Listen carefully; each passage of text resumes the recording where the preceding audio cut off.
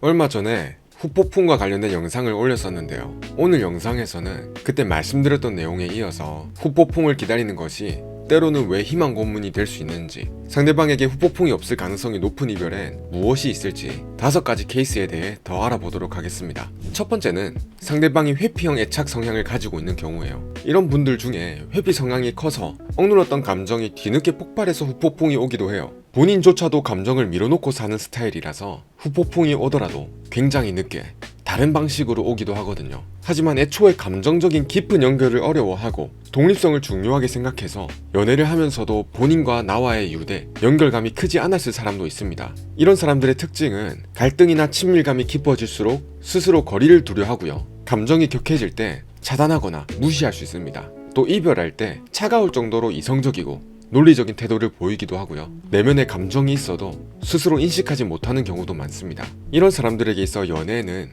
삶의 여러 영역 중에 하나의 작은 영역일 뿐입니다. 자신의 개인적인 목표, 취미, 친구 관계 등을 더 중요하게 생각하고 연인과의 관계에 큰 비중을 두지 않을 수 있는 거죠. 그래서 나와의 유대감이나 연결감이 깊지 않았으니 이별 후에도 큰 감정적인 공허함이나 상실감을 느끼지 못할 가능성이 높은 겁니다. 심리학 연구에 따르면 회피형 애착을 가진 사람은 이별 후의 감정을 억제하거나 차단하는 경향이 높고 실제 감정을 내면화해서 표현하지 않기 때문에 타인은 물론이고 본인조차도 이별의 충격을 인식하지 못하는 경우도 많다고 합니다. 그렇기 때문에 후폭풍이 올 가능성이 낮을 수 있는 거죠. 다음으로 후폭풍이 올 가능성이 낮은 두 번째 경우는 감정 투자가 적었던 관계입니다. 상대방의 성향과는 별개로 나에 대한 이성적인 끌림, 애정도가 높지 않았던 연애입니다. 이런 연애들의 공통적인 특징은 3가지 정도를 말씀드릴 수가 있어요. 첫째론 연애 기간이 짧고 관계의 깊이가 얕습니다. 만난 지 3개월 미만이거나 또는 길게 만나긴 했지만 관계의 밀도가 낮았던 경우예요. 서로의 일상, 감정, 가족 이야기를 거의 나누지 않는 거죠. 사귀기로는 했지만 마치 썸처럼 가볍게 흘러간 관계, 싸운 적도 없고 진지한 대화도 거의 없다가 이별한 경우예요. 이런 관계는 감정이 깊어지기 전에 한 이별이기 때문에 이별의 여운도 크지 않을 수 있습니다. 다음으로 두 번째 특징은 미래에 대한 대화가 전혀 없다는 거예요. 언젠간 여행 가자, 이 정도 이상의 미래지향적인 대화가 없는 거예요. 진로나 가치관, 가족관계 등 서로에 대한 깊은 이야기 없이 피상적인 대화가 위주인 거죠. 여기에 더해서 진지한 관계에 대한 확신을 말한 적이 없다면 정서적인 몰입도 자체가 낮았던 관계일 가능성이 큽니다. 관계를 이끌고 가려는 노력이 항상 나에게 있었던 거죠. 상대방은 대부분 수동적으로 반응만 한 거예요. 연락도 내가 먼저 하고 데이트 계획도 내가 주도하고 애정 표현도 거의 다 내가 하고 상대방은 내 감정엔 반응하지만 자기 감정을 깊이 공유한 적이 거의 없는 거예요. 그래서 항상 내가 애써서 챙기고 맞춰줬던 것 같다면 상대방은 그저 받는 입장에 익숙해져 있고 나와의 관계에 에너지를 적극적으로 투자하려는 의지를 보이지 않았다면 감정이 크지 않았을 가능성이 커요. 이처럼 단순히 연애 기간의 짧은 뿐만 아니라 관계 속에서 나타났던 다양한 모습들을 종합적으로 고려해봤을 때 상대방의 감정 투자 정도를 어느 정도 가늠해볼 수 있습니다. 감정 투자가 적었던 관계는 심리학에서 말하는 매몰 비용이 매우 적어요. 즉 상대방이 이 관계에 투자한 시간, 노력, 감정 자체가 적기 때문에 관계를 잃는 것에 대한 아쉬움이나 후회도 그만큼 적을 수밖에 없다는 거죠. 우리가 쉽게 얻은 것은 쉽게 잃어도 크게 아깝지 않은 그런 심리와 유사한 거예요. 다음으로 후폭풍이 올 가능성이 낮은 세 번째 경우는 이별하기 전에는 자존감이 낮고 나와의 관계 안에서 위축되어 있었던 사람이 오히려 헤어지고 나서 더 단단해지는 경우입니다. 연애할 땐 본인이 부족한 사람 같고 눈치 보게 되다가 그러한 부정적인 생각을 하게 만드는 연결고리, 즉 나와의 관계를 끊고 나니까 이제는 본인을 돌볼 시간, 본인에게 집중할 여유가 생긴 거죠. 지금껏 나와의 이별이 두려워서 헤어짐을 유예하고 있다가 막상 헤어지고 며칠 지나 보니까 요즘 너무 편하다, 왜 진작에 정리 못했을까 싶다, 이제 나를 위해 시간 쓰는 게 훨씬 좋아, 이런 생각이 드는 거죠. 이건 나와의 관계가 그 사람에게 애정을 충족시켜주는 게 아니라 스트레스였던 경우예요.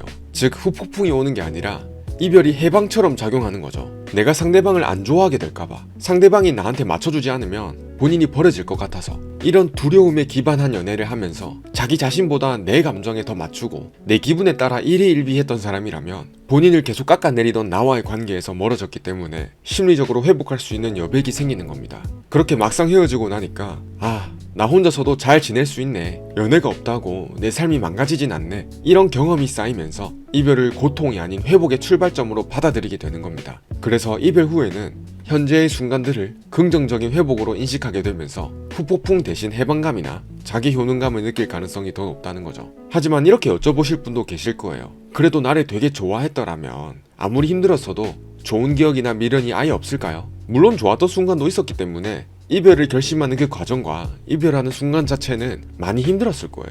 하지만 관계가 주는 전반적인 고통이나 자존감 손상이 너무 컸다면 마치 오랫동안 앓던 이를 뽑아낸 것처럼 이별 후에 느끼는 안도감과 해방감이 나와의 좋았던 추억이나 미련을 압도할 수 있습니다. 관계 자체가 상대방에겐 병적인 상태였다면 그 상태에서 벗어난 것이 무엇보다 더 중요하게 느껴지는 거죠. 이때는 미련보다는 다시는 돌아가고 싶지 않다 라는 생각이 훨씬 강하게 작용합니다. 후폭풍이 올 가능성이 낮은 네 번째 경우는 시간의 경과입니다. 아니, 시간이 지나면서 후폭풍이 오는 거 아닌가요? 시간이 지나면 부정적인 감정 미화가 되는 게 아닌가요? 이렇게 여쭤보실 분도 계실 텐데요. 네, 맞습니다. 하지만 이전 연애에서 감정이 떠올라도 헤어져야 될 명분이 뚜렷하고 본인의 삶을 착실하게 살면서 새로운 경험들을 착착 쌓아 나갈 수 있는 사람이라면 이별 후에 후폭풍이 오기보단 시간이 지날수록 이별을 극복하게 될 거예요. 단순히 시간만 흘러간다고 모든 게 해결되는 건 아닙니다.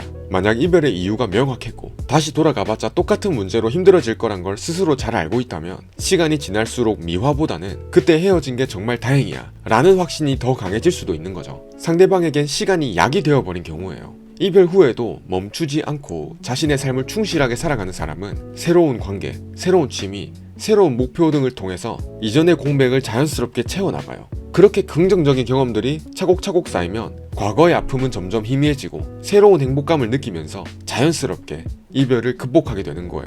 그렇게 시간이 충분히 흐르면 이전에는 감정에 매몰돼서 보이지 않던 것들이 비로소 눈에 들어오고 그때 왜 그렇게 내가 힘들어했을까 싶을 정도로 감정이 무뎌지기도 합니다. 그렇게 된다면 후폭풍은 더 이상 오지 않아요. 반면에 이별 사유가 불분명했거나 충분히 극복 가능한 문제였거나 미련이 남은 상태에서 별다른 노력 없이 시간만 보낸다면 시간이 흐르면서 상대방에게 후폭풍이 더 크게 올 수 있는 거죠. 다음으로 후폭풍이 올 가능성이 낮은 다섯 번째 경우는 상대방이 후폭풍을 느낄 여유조차 없는 상태일 경우예요. 후폭풍도 여유가 있어야 온다는 거예요. 감정이라는 건 인지적인 여유, 에너지가 있을 때 쓸 수 있는 겁니다. 그런데 지금 당장 생계, 진로, 가족 문제, 건강 이런 더 긴급하고 큰 문제가 눈앞에 있다면 그 감정을 느끼고 반응할 인지적인 여유가 없는 상태가 되는 거예요. 마치 우리 몸이 큰 부상을 입으면 다른 사소한 통증을 느끼지 못하는 것처럼 혹은 극한의 위기 상황에서 공포 외에 다른 감정을 느끼기 어려운 것처럼 우리의 정신도 더 크고 시급한 문제에 직면하면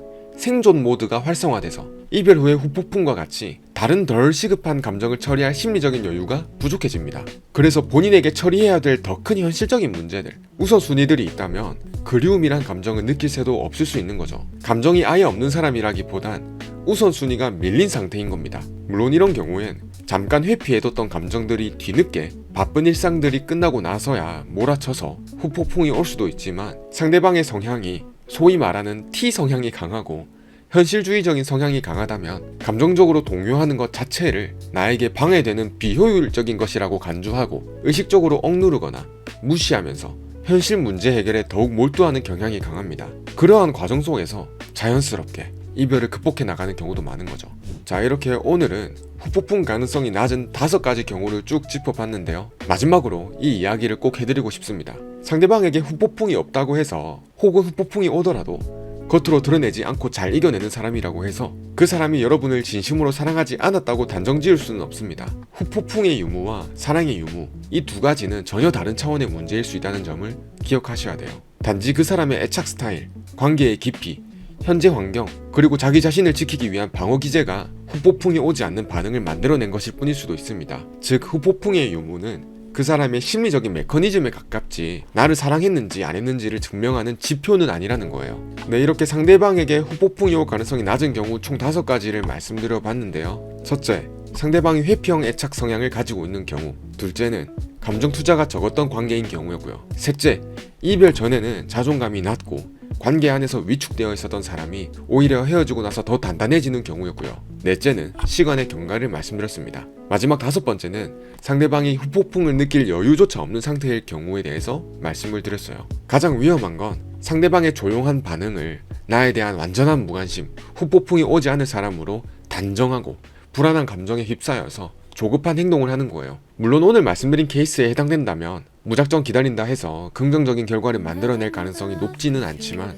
감정적으로 매달리는 건 역시 좋은 방법이 되진 않을 거예요. 그리고 이 영상을 보고 계시는 분들이라면 아마도 이미 한두 번쯤은 연락을 시도했거나 마음을 전해보신 분들이 많을 겁니다. 그렇다면 지금은 조급함을 잠시 내려놓고 당장 내가 느끼고 있는 감정적인 반응보단 내 상황을 냉정하게 진단하고 재회를 위한 최선의 방향을 정리해야 될 타이밍일 수 있습니다. 만약 지금 답답한 상황 속에서 어떻게 해야 될지 막막함을 느끼고 있고 나에게 딱 맞는 해답을 찾아보고 싶으신 분이라면 영상 하단에 고정 댓글을 참고해보세요. 영상 끝까지 보시느라 고생하셨습니다. 오늘 영상이 도움되셨다면 구독이나 좋아요 둘 중 하나만 부탁드리겠습니다. 영상을 만드는데 큰 힘이 됩니다. 좋은 소식 있으시길 기원하겠습니다. 행복하시길 바랄게요.